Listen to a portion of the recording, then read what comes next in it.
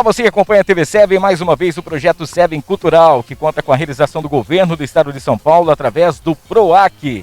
E hoje vamos contar uma história muito interessante. Provavelmente na escola, nas aulas de história, você deve ter ouvido falar sobre a Primeira, sobre a Segunda Guerra Mundial, como aconteceu, né? E principalmente o porquê dessa guerra mundial. Mas somente quem viveu, né, na pele tudo o que aconteceu pode contar e narrar de uma maneira diferente. E é isso que a gente tem aqui nessa história, contada pelo Bernard von Chymonsky, falando um pouquinho da família dele e também dos refugiados que vieram para o Brasil, valsando na terra do samba.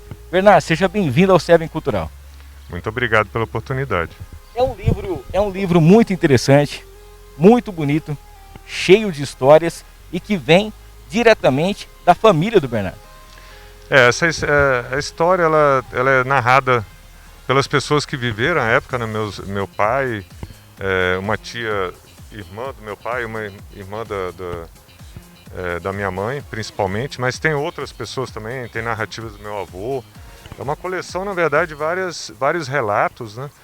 E algumas coisas eu mesmo escrevo, lembrando deles, me contando, mas na maior parte são relatos que eles mesmos escreveram. Tanto em alemão como em português. A maior parte em alemão e eu traduzi para o português. Lembrando que a história, né, da época que eles vieram, pessoas, né, perderam tudo, na verdade, né, propriedades e tudo mais, tiveram que se refugiar em outros países e a família do Bernard veio para o Brasil. Nessa época, não só, né, as histórias que você ouve, mas a sua avó conta com uma riqueza de detalhes, né? Sim, a minha avó, aí já são memórias minhas, né? Ela contava, ela nasceu num castelo, inclusive, sim, né? Sim. Ela nasceu num castelo que era na Alemanha na época, hoje é República Tcheca, tá? Eu visitei agora em 2015, inclusive, esse castelo onde ela nasceu. E ela me contava, porque ela era era nascida Blücher, né? Descendente do marechal que foi comandante do exército prussiano na Batalha de Waterloo. Sim. Então ela contava com grande orgulho essas histórias e tal.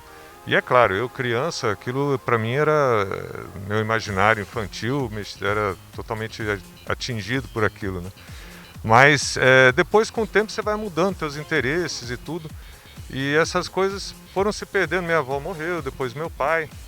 E aí um dia meu irmão mandou para todos nós, escaneou os relatos que meu pai tinha feito para uma revista, um jornalzinho alemão que era publicado 2 vezes por ano, era ligado à igreja. E ele relatava em 5 capítulos toda a história dele a partir do momento que fugiu da Alemanha, no final da Segunda Guerra Mundial. Fugiu da Alemanha, não, fugiu lá da região onde ele morava, da Silésia. E aí, com isso aí que eu vi, a primeira coisa que me deu foi uma consciência muito pesada de não ter dado talvez tanta atenção ao que ele contava, mas ao mesmo tempo feliz porque eu estava muito chateado de não ter mais aquelas pessoas para me contar quando eu perguntava alguma coisa. Eu não tinha mais essa fonte de consulta.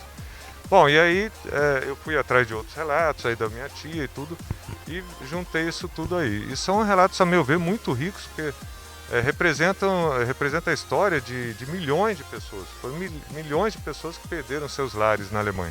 Bernardo, em nome do nosso coordenador editorial, Fernando Furlan, quero agradecer, parabenizar você por essa história, né, que você está contando aqui. A família não só a sua, mas várias outras, né, que tiveram que sair nessa época e perderam tudo. E parabéns pelo trabalho. Muito obrigado.